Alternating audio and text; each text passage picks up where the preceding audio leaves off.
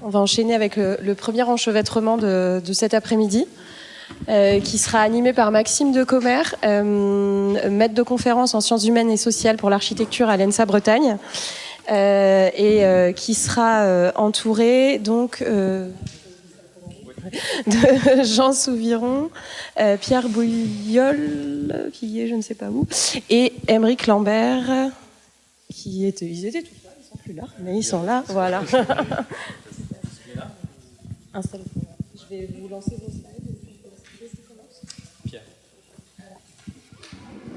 Alors peut-être, en attendant que Pierre Bouillol nous rejoigne, il arrive, pour ne pas perdre de temps, quelques mots d'introduction sur cette première session de l'après-midi qui va donc s'intéresser aux apports de Bruno Latour à la pratique de l'architecture, avec cette première séquence qui réunit 3 contributions qui, vous l'avez peut-être vu sur le programme, vont questionner la théorie de l'acteur réseau, mais pas que. Il sera aussi question des géoconflits dans le cadre des projets urbains, ou aussi de la question de la non-modernité, pour penser le parcours ou la structuration des matériaux.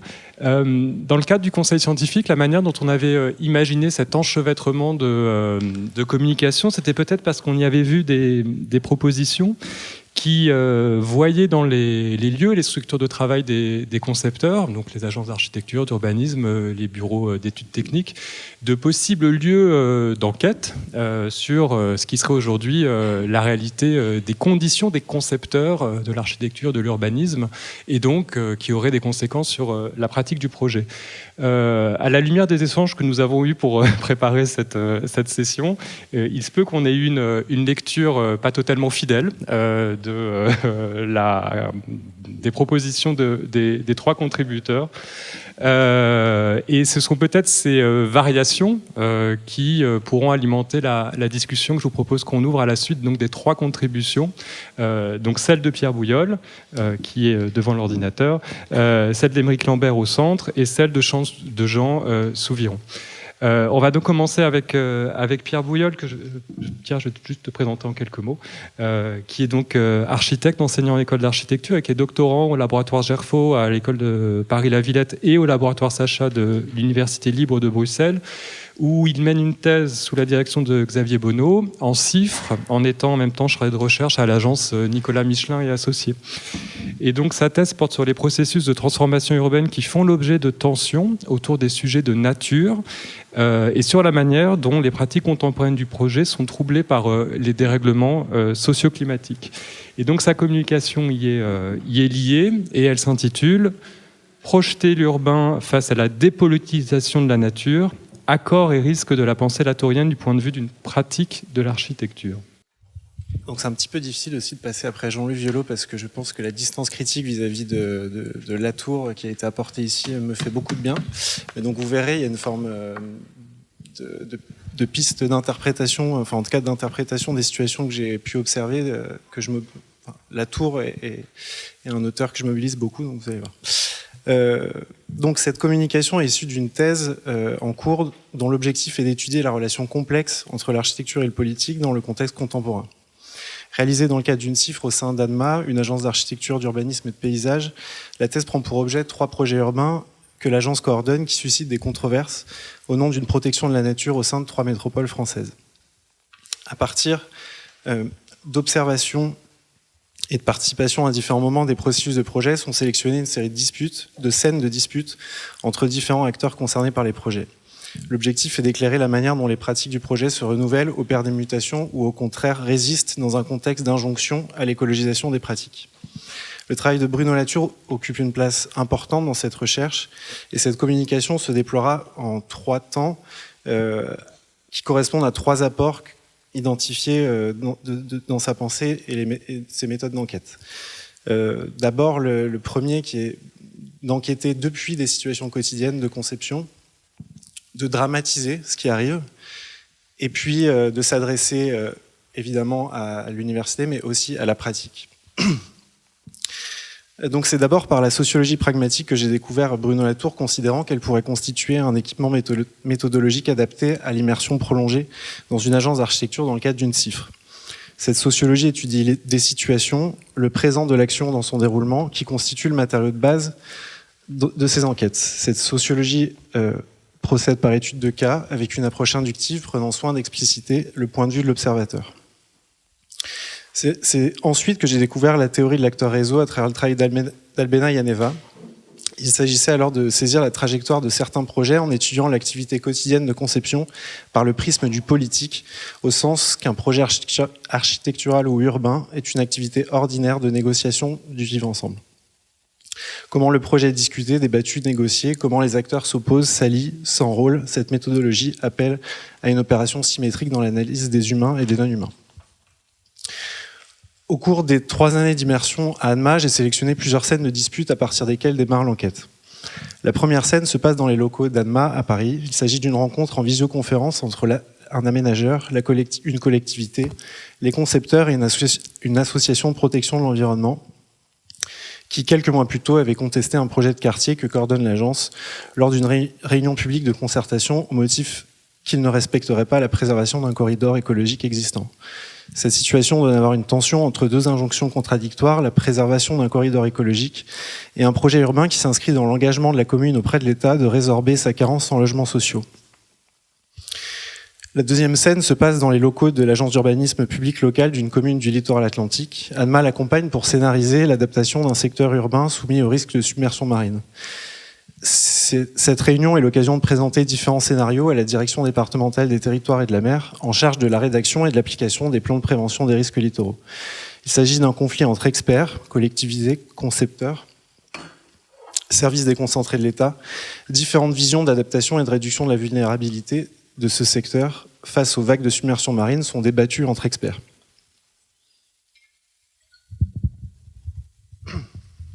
La troisième scène se passe dans les locaux d'une société publique locale d'aménagement d'une métropole moyenne de l'Est de la France. L'objet de la réunion est d'échanger avec la collectivité et l'aménageur de la mise à jour du plan guide d'un projet d'écoquartier. En effet, depuis 13 ans, ANMA coordonne un projet urbain qui fait l'objet d'une mobilisation anticapitaliste. Cette mobilisation revendique le statut de zone d'écologie communale en occupant une partie du terrain et en expérimentant du maraîchage autogéré.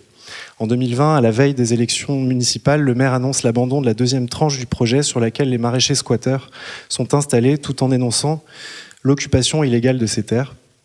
Il souhaite que ces terrains deviennent un lieu exemplaire et ouvert de l'agriculture urbaine. Différentes positions face à cette mobilisation s'esquissent entre les différents acteurs, traduisant des manières concurrentes de se réclamer d'une pensée de l'écologie, mais aussi d'un rapport à l'économie et à la propriété. Dans ces situations, les architectes sont pris entre des injonctions contradictoires, d'une part entre des projets d'urbanisation de différentes municipalités et d'autre part un service déconcentré de l'État en charge de l'application d'un règlement de prévention des risques littoraux, une occupation anticapitaliste et une association de protection de l'environnement. Face à Gaïa constitue l'un des appuis d'interprétation des situations de projets étudiés. Il s'agit de saisir les agents hybrides qui font autorité et qui produisent des effets dans la trajectoire des projets. Dans Face à Gaïa, Bruno Latour se livre à une opération de science et de fiction pour décrire la période contemporaine qu'il qualifie de nouveau régime climatique. En le décrivant comme l'intrusion de nouveaux personnages, Gaïa et Anthropocène, il met en drame la crise climatique en personnifiant les puissances d'agir de la nature.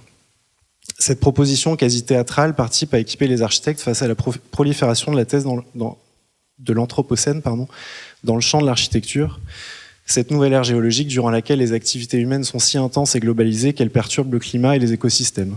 En effet, cette notion déstabilise la manière de considérer les activités humaines et par conséquent le projet lui-même, car on associe désormais l'aménagement à la destruction des milieux. La tour redessine ainsi les lignes de partage entre amis et ennemis. À la lutte des classes sociales se substituerait une lutte des places géosociales. Et donc là, il dit, en dramatisant, disons que c'est un conflit entre les humains modernes qui se croient seuls dans l'Holocène, en fuite vers le global ou en exode vers le local, et les terrestres qui se savent dans l'Anthropocène et qui cherchent à cohabiter avec d'autres terrestres. Pour Didier Debèze, à partir de Face à Gaïa, Bruno Latour envisage les modernes à partir de leur mode territorial, de leur manière si étrange et si dévastatrice d'habiter la Terre. Une certaine conception de la nature a permis aux modernes d'occuper la Terre d'une façon telle qu'elle a interdit à d'autres d'occuper autrement leur propre territoire. Ainsi, nous voyons ces modernes avec la tour comme un peuple en errance de monde, cherchant à faire territoire à la condition d'en faire table rase. Ils habitent en soustrayant, ils territorialisent en excluant tous les aides de leur territoire. Cette dramaturgie donne des prises interprétatives face à l'échelle inhumaine et à l'incertitude que représente la condition de concepteur face aux mutations climatiques. Voici une proposition d'interprétation. Les scènes de disputes observées révèlent des agents terrestres qui auraient, et je l'accorde, elle est très applicative, ces scènes de disputes révèlent des agents qui auraient été soustraits à la projection des futurs quartiers. Biodiversité, submersion, marine, maraîchage sont de nouveaux personnages politiques qui négocieraient leur territorialité avec lesquels les architectes doivent apprendre à faire désormais. La biodiversité constitue à la fois un agent à la fois des organismes biologiques, mais aussi des règlements d'urbanisme dont la traduction se heurte à des interprétations différentes. Leur parole est portée à travers la voix d'une association de protection de l'environnement, mais aussi d'un écologue mandaté par les commanditaires. La vague de submersion marine n'est pas seulement un phénomène hydraulique, elle est aussi assurantielle, réglementaire, politicienne, technique, expérientielle. Quant à la production maraîchère en autogestion, elle est l'objet fragile de lutte au nom d'un idéal démocratique et d'une alternative à la fabrique métropolitaine portée par les pouvoirs publics.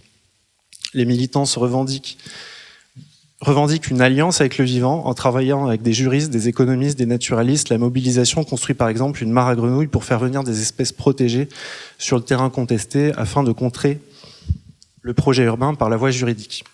Les pratiques maraîchères et naturalistes sont alors des alliés juridiques de la contestation.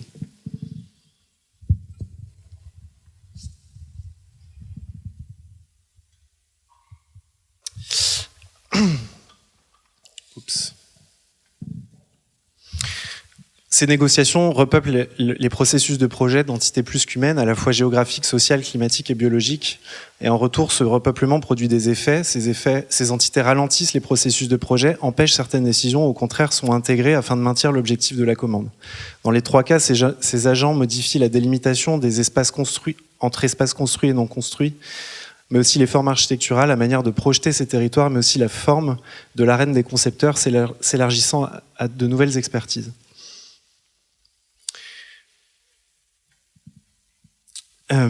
Ce travail de thèse s'adresse avant tout à l'université, mais il s'adresse aussi à la pratique par le seul fait d'avoir partagé le quotidien des concepteurs pendant 3 années. Si, comme le disait William James, l'un des fondateurs du pragmatisme, une proposition n'apporte pas avec elle des conséquences qui transforment notre rapport à ce qu'il s'agit d'interpréter, elle est vide de sens. D'où la question posée par le pragmatisme, les interprétations que nous ajoutons à une situation augmentent-elles ou diminuent-elles la valeur d'une situation ? À chaque fois, pour chaque idée, chaque notion, quelle différence fait-elle ? Alors, quelle différence cela fait de donner de l'ampleur à des agents terrestres dans ces situations ? C'est une question que je me pose et dont je doute constamment. Mais lorsque la tour se demande ce qu'attend le nouveau régime climatique, il pose la question de comment atterrir, de comment réapprendre à habiter, à se sentir et agir en terrestre. On voit le prophétisme catholique peut-être décrit tout à l'heure. Car les modernes habitent la Terre par l'invention dans leur sol, ils habitent en dépeuplant les êtres et les formes multiples de composition des mondes. Cette opposition humain-terrestre n'est certainement pas fixe, elle nous traverse tous en fonction des situations et des moments. Mais faisons l'hypothèse que ce que ces scènes donnent à voir, c'est l'irruption d'agents terrestres contre un projet de modernisation. Quelle place peuvent à présent occuper les architectes face à ces agents ? L'observation de scènes comme moment de basculement permet de saisir la nature comme un agent jamais univoque, toujours sollicité à travers des porte-paroles, scientifiques, politiques, agents de la fonction publique, concepteurs, ingénieurs, journalistes, associations, habitants, militants. Ces scènes montrent combien les architectes au travail sont loin de décider, tout comme dans leur laboratoire, les scientifiques sont loin de dominer leurs matériaux par la connaissance. Ces scènes racontent aussi l'écart entre une image vertueuse que nous souhaitons tous avoir et que dans les faits nous ne pouvons tenir car nous sommes pris dans des systèmes contraints à des rôles, pris dans nos contradictions malgré les bonnes intentions. Les architectes d'ANMA sont tout à fait conscients du contexte néolibéral dans lequel ils travaillent, de la remontée dans la chaîne de l'aménagement des acteurs privés, des logiques de rentabilité qui freinent très souvent des intentions. Ils sont aussi conscients de la brèche entre les calendriers politiques et opérationnels, les logiques électoralistes et le calendrier du nouveau régime climatique. Ces scènes racontent l'ambivalence de la position de concepteur aujourd'hui entre réflexivité, engagement et dépendance à un ensemble de facteurs. En accompagnant les acteurs du projet, j'ai intensifié la présence de ces agents par les échanges informels, la participation à des réunions, la production de documents graphiques, le partage des résultats de l'enquête. Qui sont ces agents? Quels sont leurs territoires? L'enquête devenant à de nombreux moments une collaboration avec mes collègues architectes. Pour la théorie de l'acteur réseau, ce qui fait la différence dans une situation est un acteur. Il s'agit dans cette optique de renverser la politique, comme il le dit, en d'autres termes, une politique désormais orientée sur des objets, la nature, l'environnement, les choses. En étudiant la machine de transformation de la ville, ce travail permet de déplier ce qui vient l'enrayer aujourd'hui et les effets que ces agents perturbateurs produisent sur des processus. Considérant que le politique ne se réduit pas aux institutions, mais qu'il se produit au quotidien, la pensée latourienne invite à prendre soin des conflictualités suscitées par les projets urbains, d'où qu'elles viennent, et les considérer comme ressources potentielles de projet. Ces situations donnent à voir une perturbation des échelles spatiales et temporelles avec lesquelles ne travaillent pas habituellement les architectes. Le nouveau régime climatique, en tant que condition contemporaine du projet, rend perceptible un ensemble de sujets aux échelles inhumaines. Mutation d'un monde géologique à un autre, cohabitation avec des espèces animales, avec des phénomènes météorologiques, qui appellent des réponses immédiates. Ces processus invitent les architectes à prendre soin de celles et ceux avec qui et pour qui ils conçoivent, écologues, sociologues, géographes, hydrologues et associations de militants. Sur le terrain, cette méthodologie opère par observation et participation quotidienne avec les concepteurs. Au cours du processus, des déplacements dans l'importance des rôles des acteurs en présence, de ce qu'on considère comme un décor, comme une entité passive ou au contraire comme un agent actif, interroge la manière d'analyser et donc d'agir dans les situations auxquelles les architectes ont affaire. Ce type de récit participe à reproblématiser les situations observées. La pensée latourienne invite à expérimenter d'autres modalités de représentation et de reconsidérer par exemple les études complémentaires souvent déléguées à des bureaux d'études sans réelle collaboration. En tout cas, dans les situations que j'observe, les études folklore, les études phytosanitaires, les études hydrauliques, les études d'impact, un ensemble d'études constituent des ressources précieuses, parfois trop vite disqualifiées. Et donc, pour conclure, ce contexte révèle la fragilité des conditions d'habitabilité de la planète. L'architecture, en tant que discipline concernée par l'habitabilité du monde, tient une place toute particulière. Ces 3 moments de basculement ou d'essoufflement de la modernité racontent peut-être la nécessité d'intégrer chez les architectes le ralentissement de l'action, voire la non-action comme méthode de projet possible en ces temps incertains et mutants. Non-action en termes de non-urbanisation ne veut pas dire ne rien faire, et ce, même si cela remet en cause a priori le jeu des honoraires avec lequel l'économie de ce type d'entreprise fonctionne. Ce moment inquiété, incertain, appelle de nouvelles compétences, de nouvelles collaborations et certainement de nouveaux types de commandes pour les architectes. Je vous remercie.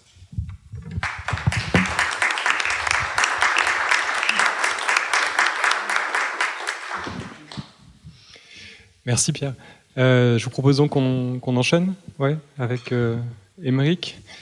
Aymeric Lambert, qui est donc ingénieur, architecte, qui est aussi docteur en sciences de la ville, qui a fondé en 2009 avec Brice Chapon l'agence Parc Architecte, qui est à Paris, qui a été lauréate en 2012 des albums des jeunes architectes. Aymeric est aussi professeur en TPCAU à l'école d'architecture de Versailles, et à partir d'une relecture de la méthode qu'il avait mobilisée dans sa thèse, appliquée à un nouvel objet d'étude, il nous propose une communication qui s'intitule, vous le voyez, le style RE 2020, tentative de transposition de la théorie de l'acteur réseau au projet d'architecture. Bonjour à tous, merci.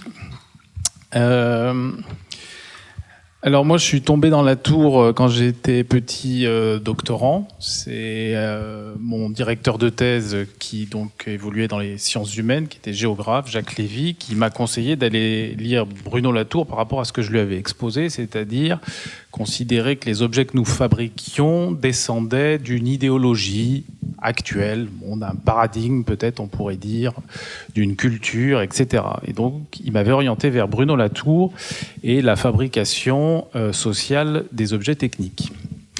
Alors ce qui me plaît bien chez Bruno Latour par rapport aux discussions qu'on a eues déjà depuis ce matin, c'est que je pense que c'est pas vraiment un penseur théoricien. En fait, je trouve que c'est un philosophe praticien. Il est fondamentalement pragmatiste, même s'il a j'ai l'impression, peut-être formulé au cours de son parcours et pas initialement, mais ça vous êtes peut-être plus au point que moi là-dessus. Je crois avoir lu qu'il avait découvert John Dewey assez tardivement, comme une révélation. Et ce que je trouvais intéressant par rapport à nous, architectes, c'est qu'il se balade dans l'hétérogène. Il fait des choses assez différentes dans son parcours, et il a toujours un sujet autour de l'action. Comment se passent les choses plutôt que ce qu'elles sont, comment on peut interagir dedans, comment elles interagissent entre eux, comment on peut influencer, comment les autres peuvent s'en servir. Et ça, j'ai trouvé que c'était vraiment un sujet qui pouvait nous intéresser, nous autres architectes, car je considère qu'en tant qu'architecte, on se doit absolument d'être des autodidactes permanents, en essayant en permanence de s'adapter aux gens pour qui on va fabriquer des environnements et plus pragmatiquement répondre à des commandes. Alors, ce que je vous propose de faire, c'est de faire peut-être une petite expérience, peut-être comme l'aurait fait Bruno Latour, pour avoir déjeuné une fois avec lui. Effectivement, la discussion est une suite sans fin de questions pour essayer d'exploiter tous les gens qui sont autour de la table pour produire de nouvelles idées ou remettre en cause des choses. Donc, je me suis jeté dans l'analyse d'un projet de l'agence, donc une expérience rétroactive que ferait peut-être l'enseignant un peu chercheur vers le praticien que je suis au quotidien, en réinterrogeant, en utilisant donc des principes de l'acteur réseau, mais comme un architecte, c'est-à-dire que je prends un peu que ce que je veux et puis j'essaie de dire que c'est vachement intelligent. Et donc, le cas d'étude, il se trouve que c'est un bâtiment qui peut-être verra un jour le jour ici à Nantes. C'est un immeuble pour petites et moyennes entreprises et activités. Alors voilà, ça c'est un des slides qu'on avait proposé à l'appel d'idées, c'était même pas un concours, et c'était marrant parce que ça s'appelait « Travailler dans un nouveau régime climatique », donc je reprends des slogans, mais c'est bien, ça pose les choses, même si donc c'est plutôt des mots inventés et proposés par Bruno Latour. Donc cet immeuble, nous on le met dans un environnement, on essaye de travailler de manière holistique, qui je pense c'est aussi quelque chose qui intéressait Bruno Latour, et on a proposé de construire un immeuble en bois et en réemploi. Ça faisait un peu partie de la commande, mais c'était aussi un peu notre proposition pour accueillir ces différentes petites sociétés PME. Et ce qu'on a proposé, c'est de construire un étage sur deux en bois, un étage sur deux en béton. Pourquoi ? Pour pouvoir faire des cellules en bois où on aurait enfin la chance de réussir à mettre le bois, on va dire, sans trop de protection et qu'on puisse avoir la présence du bois en étant dans des cellules de 300 mètres carrés pour les contraintes liées à la réglementation incendie. Donc l'immeuble, il ressemble à ça. On utilise le béton, le bon matériau au bon endroit, comme on entend souvent en ce moment. Donc le béton fait 2 étages. Ouais, on va y arriver. Et entre deux, ça clignote chez vous aussi ? Ah ouais, c'est pas mal. Donc entre deux, on glisse, quand ça apparaît, un étage en bois. Et on propose comme ça de développer ces futurs habitants qui seront là à travailler dans un mode de vie qu'on imagine un peu plus familial, autour de mezzanines et donc d'une cellule de 2 étages en bois. L'idée, c'est donc de travailler en réemploi. Alors là, on ne peut pas réemployer le bâtiment, on ne peut pas faire de la réhabilitation, mais tout du moins, on peut essayer de le construire avec un certain nombre d'éléments qu'on aurait réemployés. Je peux même peut-être faire ça, non ?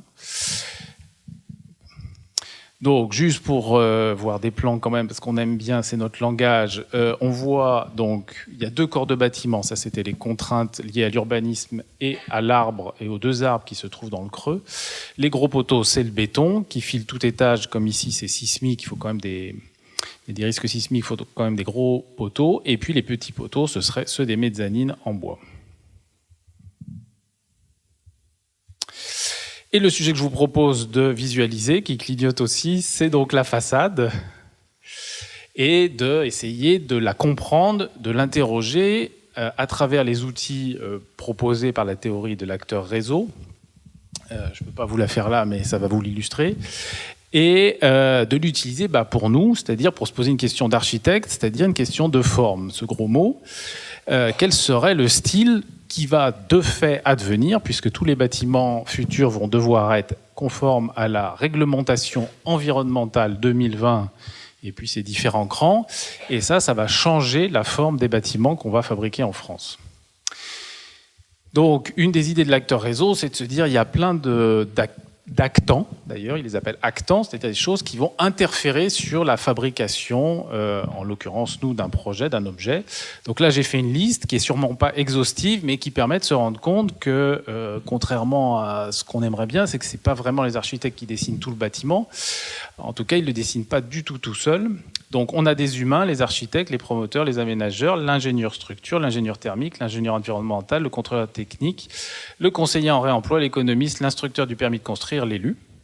Et puis on a ces fameux acteurs non humains, c'est-à-dire des choses qui vont avoir un effet sur la production, sur la forme, sur le développement du projet.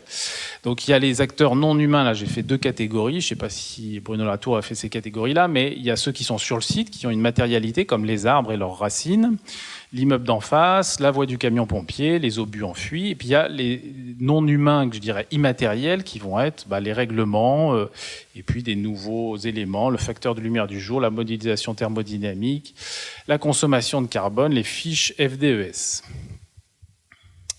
Alors, comment on met au point cette façade-là, une fois qu'on a tous ces gens? Alors, j'ai fait une série de slides comme ça, où à chaque fois, je vous mets un document, en haut, qui intervient sur quel sujet, et en bas, une date, pour aussi un peu se rendre compte de comment ça se déroule. Donc, on propose ce petit schéma le 15 mars 2022, qui annonce notre intention, et pour l'instant, on n'a dessiné que ça. Mais l'ingénieur environnemental prend tout de suite le lead sur la conception, puisqu'il y a un gros sujet environnemental avec cette réglementation, et sur notre petit schéma, modélise un immeuble pour nous le mettre au soleil, et donc nous explique que on fait des bords de béton tous les 2 étages, donc on va protéger une partie de la façade du soleil, très bien, mais un étage sur 2 va y avoir un problème. Et puis on nous annonce aussi, parce qu'on dit il y a des arbres tout le long de ce bâtiment, ils sont vachement importants, ils sont gros, ils font de l'ombre en été, ils respirent, ils font de l'évapotranspiration, mais ça, le moteur de calcul ne le prend pas en compte, puisqu'on considère qu'un arbre peut mourir et donc disparaître. Par contre, on prend en compte l'immeuble qui est en face, qui est une très grande barre moderniste, un petit peu hard, qui peut-être aussi, elle, va se transformer ou disparaître un jour, mais ça, on le prend en compte dans les calculs, donc il y a une ombre portée. Donc ça nous dresse un peu l'environnement supposé qui rentre dans les moteurs de calcul. Donc, ce qu'on propose en tant qu'architecte, ça ressemble pas du tout à ça, mais bon, voilà, c'est pas grave, c'est l'effet PDF. C'est de faire des protections solaires fixes en métal perforé. Pourquoi? Parce que ça demande moins d'entretien, c'est moins cher, et donc on a plus de chances que ça rentre dans le budget forcément sous-estimé que nous a donné le promoteur au début. Donc, là, ça se voit un peu mieux. C'est un premier jet, on exprime les doubles hauteurs en bois et puis on vient mettre des panneaux de métal perforé pour faire protection solaire, chose qu'on a déjà expérimentée dans d'autres bâtiments et qui marche assez bien avec peu d'engagement de matière et économique. Là, les premiers acteurs commencent à intervenir. Donc, on a le contrôleur technique qui vient nous dire qu'entre les arbres et le bâtiment, en fait, les pompiers vont pas pouvoir accéder à la façade. Donc, il y a un gros sujet. Il faut peut-être déplacer le bâtiment, il faut peut-être couper les arbres. Enfin bon. Il y a un gros sujet à traiter là. Bon, finalement, le pompier nous dit que non, il n'y a aucun sujet, c'est pas 3 arbres qui va l'arrêter, donc on peut continuer, ça c'est un truc à peu près intégré pour l'instant. L'ingénieur environnemental, là, revient à la charge et s'inquiète un peu quand même de notre proposition, sans nous le dire complètement au début, mais le problème qu'il y a, c'est que il est estimé qu'on va avoir un problème à régler, le fait qu'il faut se protéger du soleil, mais laisser rentrer la lumière. Donc pas trop de charge solaire en été pour pas chauffer, et pas trop de lumière non plus, mais suffisamment de lumière et suffisamment d'énergie solaire en hiver. Et donc si c'est fixe, ça marche pas très bien. Donc ce qu'on propose, c'est non plus du métal perforé, mais un caillebotis avec des petites ailettes à l'intérieur, qui fait que suivant l'angle du soleil, on va pouvoir capter plus ou moins de lumière. Donc on tient à notre truc, on essaie de trouver des solutions. Néanmoins, en fait, il y a un problème, c'est que le moteur de calcul ne sait pas faire du métal perforé ni des caillebotis. Donc c'est que des approximations qui sont rentrées dans le moteur de calcul, et donc il y a quand même vraiment une limite de modélisation qui en fait ne peut pas prendre en compte notre proposition. Alors qu'est-ce qu'on fait là-bas? On est obligé de faire avec, puis c'est comme ça qu'on va pouvoir valider les choses. Donc on continue. Donc l'ingénieur environnemental nous pose le problème. On va avoir dans cette nouvelle réglementation un sujet entre la thermique, la lumière et le carbone consommé par la construction. Comme on essaye de tenir le plus loin possible notre idée, on trouve une proposition un peu plus légère, du métal déployé. Donc c'est une plaque de métal qu'on découpe et puis qu'on étire. Comme ça, on retrouve les lamelles qui permettent d'expliquer qu'on protège mieux en été qu'en hiver. Voilà. Néanmoins, arrive le nouveau calcul du carbone. Ah oui, avant, j'oublie, il y a les pompiers qui reviennent via le contrôleur technique, et eux, ils ont besoin d'accéder à cette façade. Nous, on espérait les faire accéder sur les côtés de l'immeuble, mais ce n'est pas possible. Et donc là, les panneaux fixes, effectivement, ça devient compliqué, puisque les panneaux fixes, ils empêcheraient d'accéder à l'immeuble. Néanmoins, pendant ce temps, il faut quand même rendre des comptes à tout le monde, donc on essaie de représenter l'intention qu'on a, c'est-à-dire ce jeu entre la lumière qui rend le bâtiment un petit peu opaque, et puis qui s'allume quand on inverse la chose. Mais arrivent là les fameux calculs de la RE 2020, vraiment, non pas la prise en compte environnementale du premier ingénieur, mais là l'ingénieur thermicien qui va faire le calcul final et les éléments de la RE 2020. Et donc là, c'est le calcul des besoins bioclimatiques. Donc là, il fait tous les tests de toutes les hypothèses qu'on a émises. Je vous les ai pas toutes faites. Mais en gros, il conclut qu'il faut arrêter avec les mailles fixes, qu'il ne faut pas mettre de verre avec contrôle solaire et qu'il faut mettre des stores mobiles. Il nous rajoute aussi que les fenêtres toute hauteur, c'est pas possible, parce que ça va faire trop d'apport solaire en partie basse, et que ce serait pas mal de les élargir aussi pour avoir plus de lumière du jour. Donc là, ça devient assez compliqué de dessiner quelque chose, parce que ça fait tellement de contraintes dans tous les sens que on ne sait plus nous comment solutionner tout ça. D'ailleurs, on n'y arrive pas, on est tout à fait honnête. La première stabilisation, qui consiste à essayer de rendre un état du projet, c'est bien, à chaque fois qu'il y a un dessin, ça clignote. Et ben, ça fait un projet qui ne tient plus ensemble, comme l'aurait expliqué donc Michel Callon. Si l'architecte, son but, un projet réussi, c'est celui qui tient ensemble l'hétérogénéité. Là, nous, on a un peu perdu la main. Il y a trop de contraintes qui se sont ajoutées. Puis on arrive au coup de grâce. Il y a beaucoup trop de carbone dans notre façade. Donc là, il faut prendre en compte tout ce que nous disent tous ces actants. De toute façon, pour l'instant, ils ont gagné. Donc, ce qu'on fait, c'est qu'on repart de l'idée qu'il faut partir de la protection solaire pour essayer de retrouver notre intention. Donc, on repart avec des stores mobiles. Donc, des fois, ils sont là et des fois, ils sont pas là. Ça clignote. Et voilà. Donc on a cette nouvelle façade, néanmoins plastiquement là on voit qu'on retrouve un peu notre idée de départ, de mettre en scène ces nouveaux équipements qu'on va avoir de plus en plus sur les bâtiments qui sont ces dispositifs climatiques. Mais on a des petites fenêtres dans une façade, on a une façade percée qui n'était pas notre intention, on voulait plutôt quelque chose d'un peu réticulé comme ça, qui exprimait notre structure en bois dans notre structure en béton. Et puis, on a agrandi les fenêtres en largeur, on les a rapetissées suivant les demandes du thermicien, mais résultat, maintenant, on a une façade complètement horizontale avec des petits stores, ce qui ne nous va pas du tout. On a complètement perdu l'esprit architectural. Néanmoins, on tient le choc, on continue et on repart de l'idée initiale de mettre en scène donc les stores, en fait. C'est ça, finalement, l'élément le plus important d'une façade RE 2020. Donc on remet en scène les stores et on replace. Leur but, c'est d'accueillir suffisamment de lumière quand on les soulève et puis quand on les baisse, de pouvoir quand même assurer une certaine ventilation manuelle, puisque notre ambition, comme dans tous les projets qu'on fait maintenant, c'est de ne plus mettre de climatisation, ce qu'on arrive à faire parfois. Et donc là, on retrouve un dessin où on se sent un peu mieux que précédemment. À nouveau, le contrôleur technique, qui n'arrive pas à nous soumettre tous les sujets en même temps, mais plutôt au compte-gouttes, là nous dit que les stores, ça va être un obstacle pour les pompiers. Donc il faut monter un rendez-vous avec le pompier, ce qui est compliqué à obtenir. Donc là, on dit, on arrête ça, on contacte le pompier en direct, il nous répond que les stores, il en a rien à faire, qu'il passera à travers, il l'arrachera. Donc c'est bon. Ça, le pompier, on l'aime bien ici, il est plutôt assez malin, efficace et il n'a pas peur. Donc on en arrive enfin peut-être à une stabilisation, on a tout repris et on retrouve des proportions, donc des propositions formelles qui nous plaisent. On retrouve notre façade en bois qui est une sorte de tissu suspendu avec un petit détail qui fait qu'on a 2 étages qui arrivent en bois. On a changé le pas, on a élargi les fenêtres. On a des plus grands stores, ce qui est plus économique, donc le promoteur aussi est content. Et on réussit, alors ça ressemble pas du tout à ça non plus, mais puisque là les stores sont quadrillés, normalement ça fait des beaux écrans blancs assez poétiques.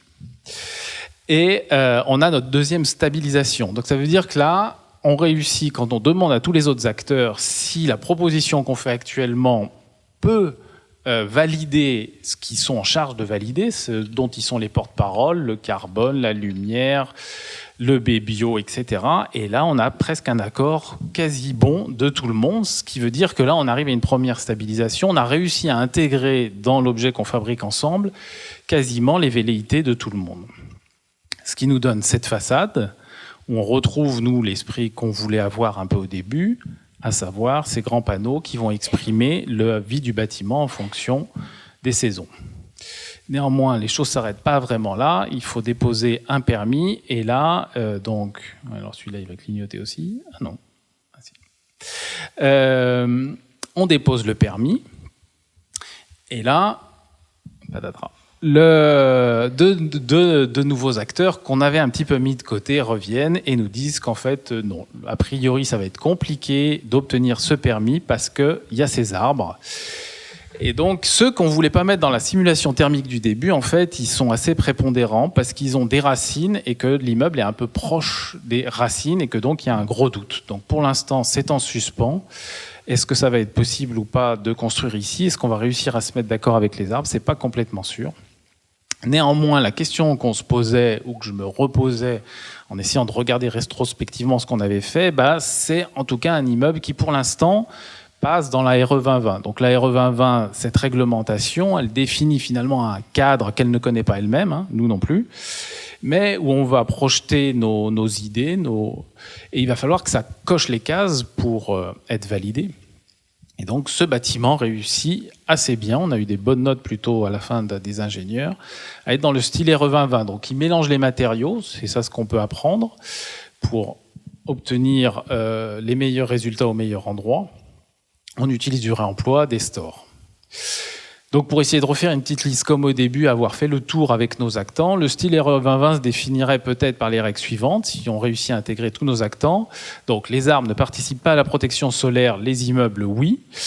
La façade doit impérativement intégrer une protection solaire. Donc ça, on le sait maintenant, tous les immeubles en verre qui sont des serres, peut-être d'ailleurs comme celui-là, dès qu'il y a du soleil, ça chauffe. D'ailleurs, il est parti, on a froid.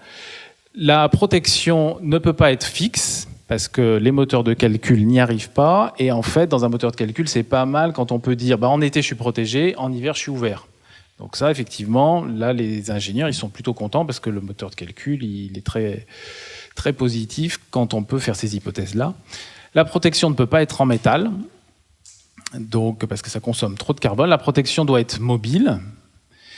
Le vitrage ne peut pas être toute hauteur. Il doit y avoir une allège pleine, donc ça c'est pour les besoins d'isolation. On ne peut pas mettre tant de vitrage que ça. Les pompiers, donc heureusement, savent passer à travers les stores. Et les arbres ne sont pas d'accord pour qu'on fasse le projet, en tout cas à l'heure actuelle.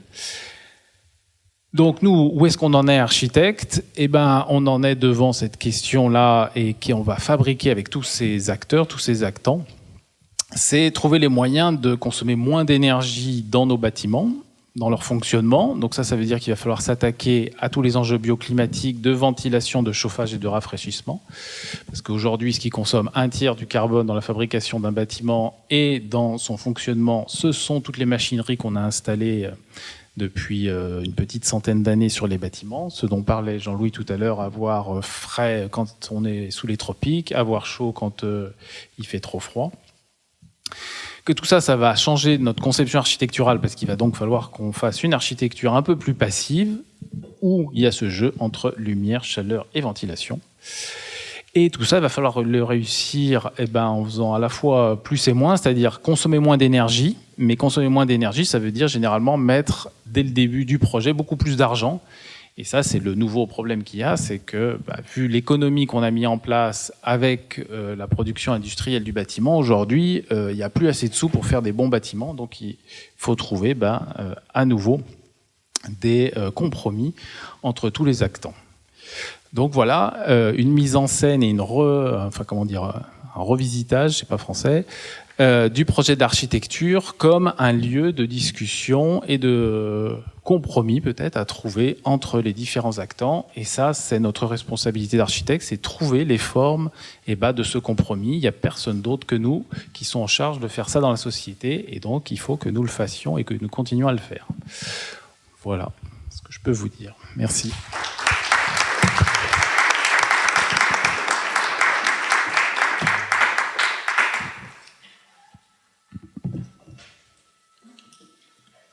Merci Émeric. On finit donc cette session avec Jean Souviron, qui est diplômé d'un master en architecture, d'un master en ingénierie civile, d'un doctorat en art de bâtir et d'urbanisme, qui est chercheur à l'UMR Auxerre et Kipipros, maître de conférences associé à l'école d'architecture de Paris-Belleville, où il enseigne la physique du bâtiment. Et sa communication s'intitule « Matérialité latourienne, penser et représenter la technique dans le non-modernisme architectural ». Très bien, merci beaucoup Maxime. Merci également Léa et Margot pour l'organisation de ces 2 journées d'études et bien sûr tout le comité scientifique.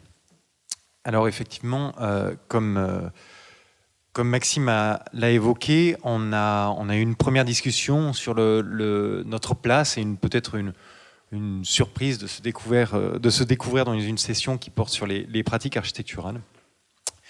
Donc en découvrant justement que cette contribution s'inscrirait dans ce thème des apports de Bruno Latour dans la pratique de l'architecture, je me suis interrogé sur mes expériences, assez lointaines maintenant, au contact de la maîtrise d'œuvre et de la conception architecturale. Mes observations sont forcément décentrées puisque ma formation d'architecte-ingénieur m'a amené à travailler dans des bureaux d'études et non directement dans des agences. Quoi qu'il en soit, en me remémorant cette période passée au plus proche de la fabrique du projet architectural, plongé dans un monde d'ingénieurs inondés de savoirs scientifiques et techniques, le constat le plus évident n'est pas celui que l'on attendrait pour introduire une telle présentation. Les apports de Bruno Latour au sein de ces bureaux d'études étaient au mieux anecdotiques. Il a pu m'arriver de croiser quelques ingénieurs planifiant une bifurcation prochaine et qui, au détour des lectures de Jean-Marc Jancovici ou Philippe Biwix, ont pu s'aventurer dans celle d'où atterrir. Mais au-delà de ce texte tardif, difficile de sentir l'influence de la pensée de Latour dans la pratique des ingénieurs que j'ai côtoyés. Pourtant, de son enquête sur la vie de laboratoire et ses leçons d'un amateur de sciences, ses premiers écrits éclairent d'une lumière précieuse les savoirs, les croyances, les outils, les pratiques qui structurent la vie d'un bureau d'études et déterminent son approche du projet architectural. D'ailleurs, Émeric nous a fait une première introduction à ma présentation. Au sein de ces bureaux d'études, du coup, comme on a pu le voir avec Émeric, les ingénieurs mobilisent la science pour concevoir, produire, maintenir des techniques qui se doivent d'être efficaces. Et pour évaluer cette efficacité, ils élaborent et manipulent des modèles qui visent à représenter une part du monde à travers une série de paramètres physiques et statistiques. Les modèles sont ainsi devenus des acteurs à part entière dans un processus d'abstraction et de normalisation, contribuant en retour à construire de nouvelles formes de vérité technique. Récemment, l'entrée en vigueur de cette fameuse, désormais, réglementation environnementale 2020, RE 2020, a entraîné une évolution importante dans les modélisations, rythmant la vie des bureaux d'études. Il ne s'agit plus seulement d'optimiser les coûts, de s'assurer de la résistance d'une structure, de garantir un confort thermique et de minimiser les consommations énergétiques. Il faut dorénavant modéliser l'impact écologique que l'édifice, encore à l'état de projet, serait susceptible d'entraîner sur l'ensemble de son cycle de vie, de l'extraction dans les mines et carrières jusqu'à la mise au rebut de l'ensemble de ses composants. Durant plusieurs années, un réseau d'acteurs rassemblant institutions, décideurs politiques, scientifiques, ingénieurs et une multitude d'entités privées a construit un outil de modélisation adossé à une base de données qui doit permettre de rendre compte de l'empreinte environnementale d'une construction. Il en résulte un nouvel indicateur qui vient s'ajouter aux critères d'évaluation de l'efficacité d'un bâtiment, la tonne de CO2 équivalent par mètre carré. Ce développement préserve une approche propre aux sciences de l'ingénieur, centrée sur l'optimisation des systèmes techniques, réduit à une série de paramètres quantifiables. Ainsi, après près d'un demi-siècle à réduire les enjeux énergétiques à une quantité de kilowattheures consommés par mètre carré, le secteur du bâtiment intègre les considérations écologiques sous la forme d'un ratio, la tonne de CO2 équivalent par mètre carré, dont l'estimation à travers de nouvelles modélisations doit permettre de rendre compte de l'impact d'une construction sur la biosphère. Mais aucun modèle, aussi utile soit-il, ne saurait rendre compte du cycle de vie d'un bâtiment et de sa trajectoire environnementale. Retracer cette trajectoire suppose au contraire de plonger dans un réseau inextricable de flux de matière, d'énergie et de pollution qui transforme les paysages, les territoires et bien évidemment les communautés qui les habitent. Bruno Latour et Albena Yaneva nous ont invités à mettre au point un équivalent du fusil photographique d'Étienne Jules Marais pour révéler la vie mouvementée des édifices. En écho à cette invitation, des architectes et chercheurs se sont inscrits dans une démarche d'enquête directement influencée par la théorie de l'acteur réseau et sont partis sur les traces des innombrables acteurs qui peuplent la vie d'un bâtiment. Dans cette présentation, je propose de revenir sur ces travaux pour discuter le lien qu'ils entretiennent avec ceux de Latour et montrer comment ils contribuent à un approfondissement de la pensée des techniques dans l'architecture. Depuis Nous n'avons jamais été modernes, la perspective latourienne a contribué à la construction d'une nouvelle pensée des objets techniques. De choses inertes et passives, ils sont devenus hybrides, c'est-à-dire non plus seulement des produits de la science, mais des assemblages complexes d'éléments physiques, sociaux, naturels, culturels, inscrits dans des réseaux d'acteurs, au sein desquels ils exercent une influence active. En ce sens, les techniques ne sont plus de purs produits de l'innovation et de l'ingénierie humaine, mais des acteurs de la construction de notre monde matériel, social et politique. Pour mieux les appréhender, il faut, d'après Latour, changer d'échelle. Je le cite à partir d'un texte publié en 2005 dans le magazine d'Art. Le non-modernisme, il n'y a pas de mot, oblige à prendre à bras le corps la question clé du changement d'échelle, rendue obligatoire par ce simple fait. On ne peut plus rien externaliser. Prendre au sérieux cette invitation au changement d'échelle oblige à réviser les manières de penser et de se représenter les produits et matériaux de construction. Ces derniers ne sont plus seulement manufacturés et assemblés selon un certain cahier des charges, mais dessinent à travers des territoires, des trajectoires qu'il convient de suivre pour comprendre les transformations induites par l'acte de bâtir. En 2017, dans Où atterrir, Latour s'interroge sur nos moyens d'action face à la nécessité de se réorienter. Pour lui, une urgence, celle de décrire. Je le cite, « Comment pourrions-nous agir politiquement sans avoir inventorié, arpenté, mesuré centimètre par centimètre, animé par animé, tête de pipe après tête de pipe, de quoi se compose le terrestre pour nous ?» Ce travail d'enquête reste pour lui indissociable d'une réflexion à mener sur les formes de diplomatie à mettre en œuvre face au nouveau régime climatique. Depuis Nous n'avons jamais été modernes, Latour est ainsi revenu à plusieurs reprises sur la définition d'un parlement des choses avant d'esquisser d'autres formes de négociation et d'alliance qui seraient à construire. Alors ce n'est pas le sujet ici de discuter de ces formes de diplomatie qui sont restées, me semble-t-il, relativement floues, mais que d'autres auteurs ont pu saisir pour construire une nouvelle pensée écologique et politique, telle Pierre Charbonnier, David Ponty et Jérôme Denis et bien d'autres. L'enquête, par contre, et ses enjeux de représentation constituent certainement l'une des pistes, à mon sens, d'action définies par Latour ayant rencontré l'écho le plus important dans le domaine de la pratique et de la recherche architecturale. Dans les dernières années de sa vie, Latour a donné à ses enquêtes une forme particulière, se concentrant sur la description des réseaux de subsistance auxquels sont raccrochés les territoires. Il explique ainsi en 2017 qu'atterrir, je le cite, « atterrir, ce n'est pas devenir local, mais capable de rencontrer les êtres dont nous dépendons, aussi loin qu'ils soient en kilomètres. » Pour un chercheur comme Quillemot, cette enquête latourienne suppose littéralement de parcourir des centaines de kilomètres pour relier les bâtiments à leur territoire de subsistance, en commençant par ceux où s'opèrent les activités d'extraction et de transformation des ressources naturelles.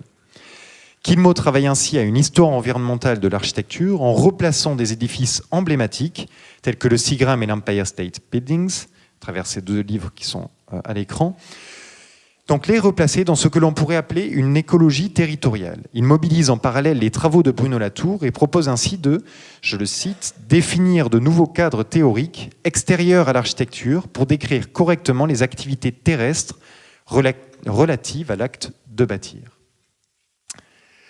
Dans ce changement d'échelle, la notion même de territoire a changé et l'un des enjeux en est la représentation. Au sens de Bruno Latour, cette représentation ne peut avoir d'autre sens que de rendre à nouveau présent à la sensibilité et donc au sens la liste des êtres dont on dépend et la variation des épreuves qui les rendent explicites. Chez Quillemot, la représentation passe avant tout par la cartographie, puis par un travail en archives et une enquête de terrain permettant de rassembler des documents photographiques rendant compte du réseau d'acteurs humains et non humains mobilisés tout au long du cycle de vie d'un bâtiment. La quantification des flux de matière et d'énergie lui permet ensuite de donner la mesure de l'impact biogéochimique de ces multiples activités. Alors, plus proche des acteurs humains et des institutions, Michael Guyotte part lui aussi à la rencontre des êtres dont nous dépendons, en proposant de suivre la trajectoire des artefacts qui inondent le secteur du bâtiment. En 2014, Guyotte raconte l'histoire d'une poutre en bois et celle d'un tas de granulats en naviguant entre les normes techniques et juridiques, les pratiques des ingénieurs et des ouvriers, la structure des filières, etc. 5 ans plus tard, c'est au tour d'une plaque de plâtre d'être le personnage principal d'une enquête architecturale, faisant écho à la question posée par Bruno Latour dans Aramis ou l'amour des techniques. Je le cite, « Pouvons-nous faire d'un objet technique le personnage central d'un récit et rendre à la littérature les vastes territoires qu'elle n'aurait jamais dû brader, ces quelques arpents de neige et de glace, les sciences et les techniques ?» Dans ces textes, Guyotte part de la théorie de l'acteur réseau et donne aux matériaux de construction une place prépondérante dans l'exercice de compréhension des phénomènes sociaux. Et, je le cite, « Il fait l'hypothèse qu'une telle approche est à même d'offrir des ressources permettant de décrire, mais aussi de repenser la posture des concepteurs au sein des circuits de l'économie matérielle. » Et c'est là cette hypothèse qui m'intéresse particulièrement ici, en ce qu'elle articule pratique et recherche architecturale. La représentation des matériaux de construction, non plus comme des objets statiques, mais bien comme des artefacts en mouvement, circulant à travers différents dispositifs leur donnant forme, remet directement en question le rôle et le sens de la pratique du métier d'architecte maître d'œuvre. C'est tout le sens du collectif Rotor, dont Michael Guyotte est l'un des membres fondateurs depuis 2007. L'ambition de Rotor, de ce collectif, est de contribuer à la reconfiguration des circuits de l'économie matérielle par les pratiques architecturales contemporaines.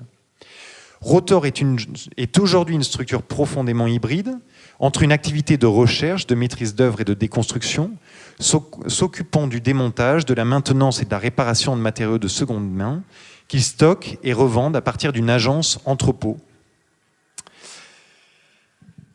Quilmot et Michael Guyotte apportent une réponse littérale et concrète à l'invitation de Latour à un changement d'échelle. Si l'on ne peut plus rien externaliser, alors la discipline architecturale se doit de réintégrer un ensemble de pratiques et d'acteurs qu'elle avait jusqu'à présent tenus à l'écart, ou en tout cas en dehors du champ de la maîtrise d'œuvre et de l'histoire de l'architecture. Et c'est notamment le cas pour les multiples territoires dont dépend l'existence des bâtiments. Mines, carrières, usines aux fourneaux, centrales thermiques, stations de traitement des eaux, etc.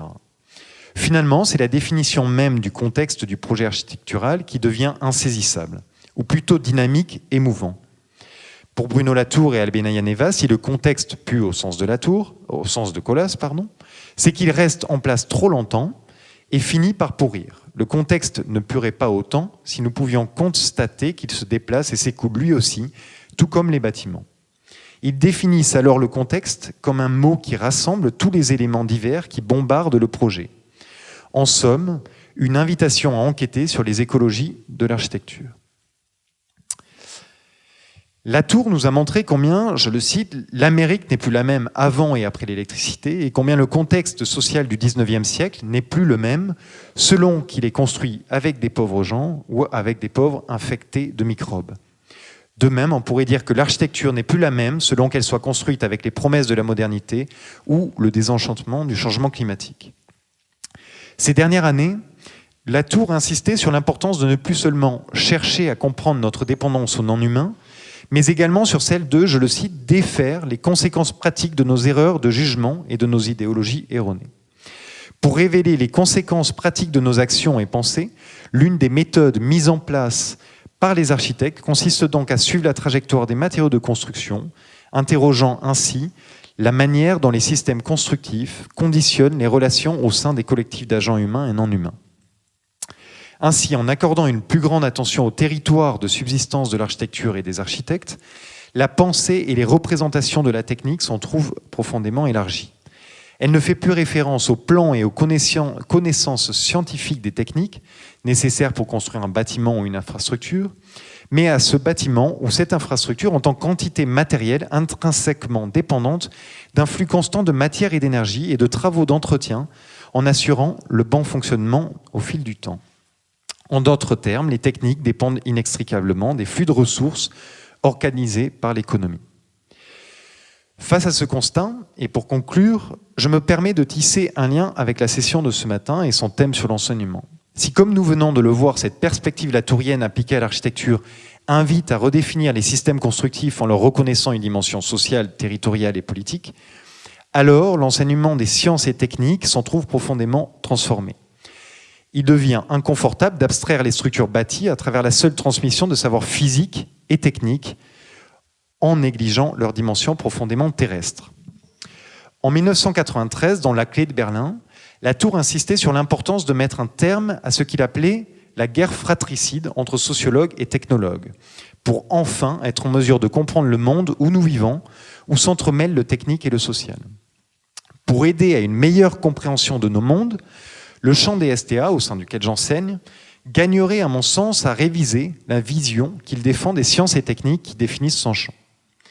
Pour ce faire, les démarches de Kilmo, Michael Guiot et bien d'autres ouvrent une perspective stimulante.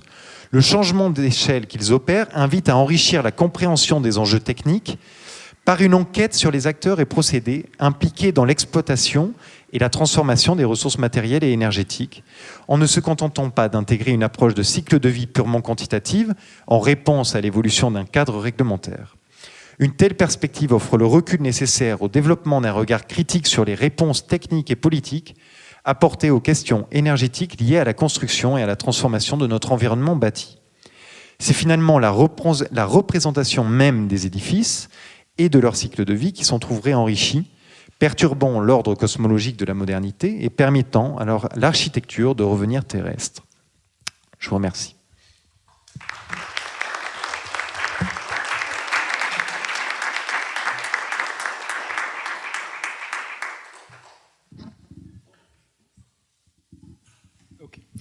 Alors, comme on a pris un peu de retard, on va directement ouvrir les questions éventuelles de la salle.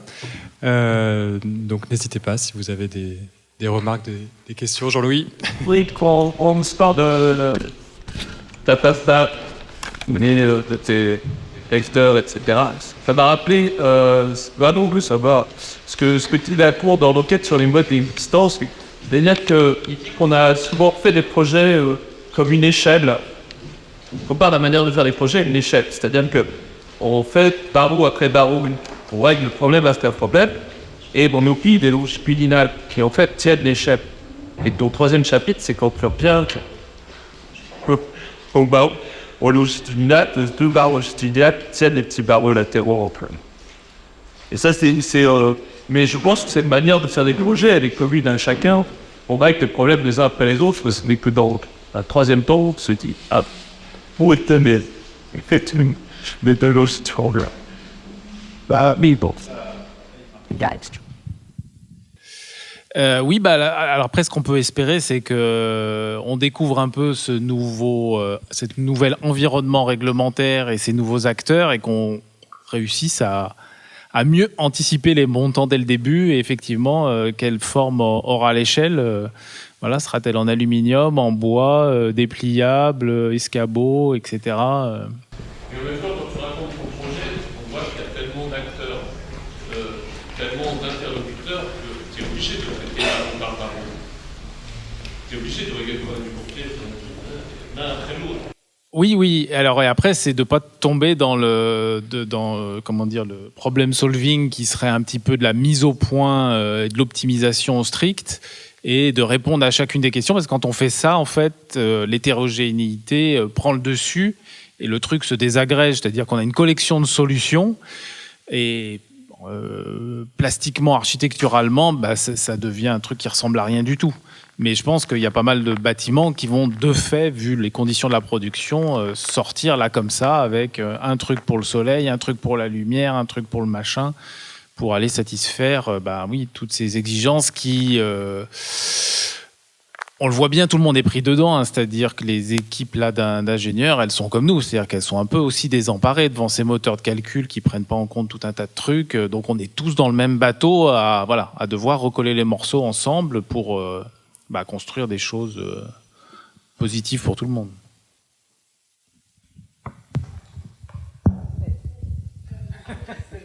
C'est pas mal, ça. J'aurais une question un peu dans la continuité de peut-être la question de Jean-Louis.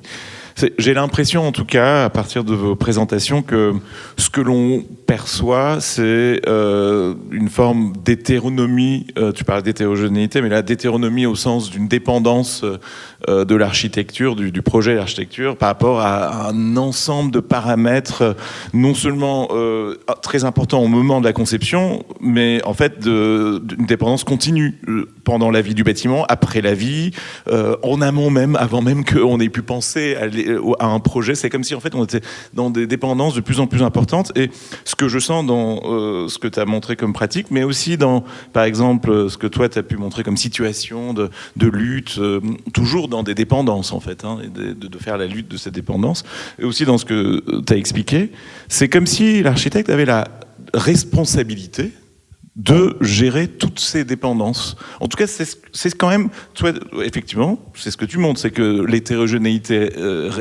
réussie, c'est quand même quand, par la forme que tu, d'ailleurs c'est intéressant, c'est par la forme que tu as vérifié dans quelle mesure tu as réussi, tu as répondu à certains critères, mais c'est la forme que quand même par lequel tu gères. Tandis qu'on pourrait d'ailleurs dire que c'est même pas par la forme qu'on gère, c'est par plein de choses, ça pose une autre question, mais malgré tout il y a ce sentiment qu'on doit absolument répondre à tous ces critères, et c'est ça la lourde responsabilité, d'ailleurs la culpabilité aussi par rapport à là, on n'a pas répondu, on n'a pas pris en compte toutes les échelles, tous les vivants, Et je me demande si, à un moment donné, l'idée, c'est pas d'assumer une non-responsabilité par rapport à beaucoup de critères et de réduire, comme d'ailleurs, c'est tout acte de création, à un moment donné, et tout acte aussi social, c'est que tu peux pas répondre à tout. C'est que tu fais un choix. Et par contre, tu choisis exactement sur quoi et comment tu fais cette réduction. Et voilà, c'est une question, comment vous vous positionnez par rapport à ça, ce poids de la responsabilité, cette injonction.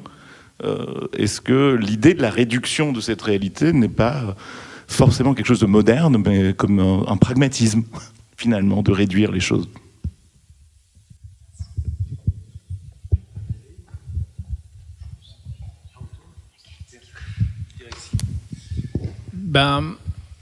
En même temps, on construit l'habitat de tout le monde. Et de l'autre côté, en fait, tu peux pas faire abstraction de certains trucs. C'est-à-dire que ça va dépendre de la taille de la construction, éventuellement des commanditaires et du lieu et du contexte. Mais nous, aujourd'hui, on a un contexte, comme nous on dit à l'agence, le visible et l'invisible. Mais là, on a un contexte invisible qui est devenu un petit peu dingo. C'est-à-dire qu'en gros, c'est le problème de continuons notre prospérité, continuons à construire, mais de manière donc vertueuse. On sait tous que c'est un peu impossible. Et en fait, là, le truc de la réglementation, c'est que tu n'obtiens pas ton permis, en fait, si tu n'as pas coché tout ça.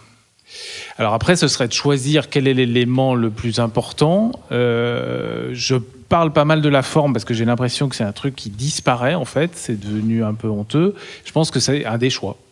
C'est de dire, moi, je propose une résolution de tous ces paramètres et de faire tenir les choses avec un choix de forme. Alors, sur quoi il se tient, voilà. Et ça pose une grosse question aujourd'hui parce qu'il y a pas mal de projets, je pense, qu'on peut regarder aujourd'hui qui ont même 10 ans. Même nous, on en a fait un là à côté, il est tout en béton. Aujourd'hui, il est infaisable. Réglementairement, il est infaisable. Alors, sauf... Après, les petites astuces de l'industrie qui réussissent à nous faire du métal bas carbone et du béton bas carbone, etc. Pas que le bois ou tout ça soit complètement vertueux, mais on voit qu'il y a un petit sujet des rapports de force et de la capacité de certains à produire les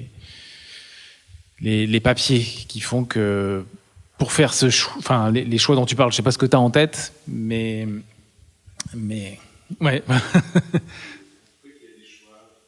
Parce qu'on arrive à des trucs assez dingues, là, sur l'exemple que je montre, le métal déployé, à un moment, ça a presque marché. Mais en fait, le problème, c'est qu'on n'a pas réussi à avoir de fiches FDES, donc c'est les fiches déclaratives environnementales et sanitaires qui sont en fait faites par le fabricant. Mais comme nous, là, on prenait du métal déployé et que c'est nous qui faisions le dessin de son installation, en fait, comme on n'est pas fabricant, on ne sait pas faire la fiche. Donc à ce moment-là, pour calculer, il faut faire des extrapolations à partir des fiches qui sont hyper négatives, qui sont fournies par l'administration nationale, justement pour forcer les fabricants à formuler les fiches. Mais donc ça veut dire qu'un truc qu'on dessinerait nous en tant qu'architecte en disant on prend un bout de tôle, on l'installe comme ça, et ben ça peut pas avoir de fiche FDES, donc ça peut pas rentrer dans le calcul, donc on peut pas le faire. On est obligé d'acheter un produit tout fait. Voilà, donc ça nous met aujourd'hui dans ce genre de situation assez complexe. Voilà, donc pour moi, ce qui est intéressant là-dedans, c'est ce phénomène d'intégration, c'est-à-dire que tous ces actants, ça intègre finalement l'état de la négociation technico-politico-sociale d'un moment. C'est moi ce que j'ai trouvé dans l'utilisation de cette théorie de l'acteur réseau, en mettant tous ces acteurs qui sont tous les porte-parole d'une des données que la société veut intégrer dans le bâtiment. Et aujourd'hui, je pense qu'il y a beaucoup de choses un peu paradoxales qui, je sais pas, peut-être elles vont craquer, ou peut-être qu'une fois de plus, on va trouver les bonnes formes. Je ne veux pas monopoliser. Ouais, alors moi, c'est peut-être parler plutôt du point de vue de ce que j'ai pu observer à l'échelle urbaine. Mais je pense que moi, j'avais une manière de fonctionner qui était plutôt de regarder tout ce qu'un projet peut disqualifier, et je pense et ça fonctionne beaucoup par disqualification en fait, de manière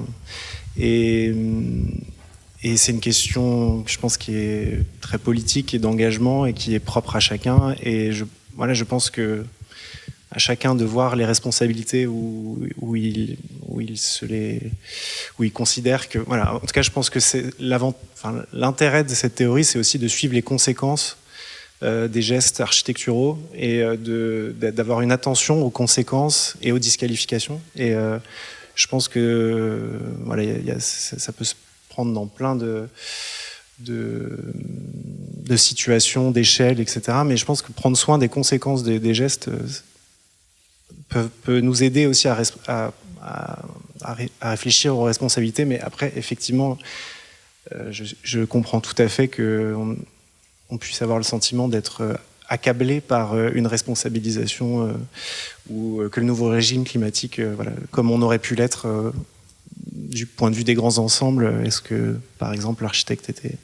Bon, je ne sais pas si c'était dans ces directions que...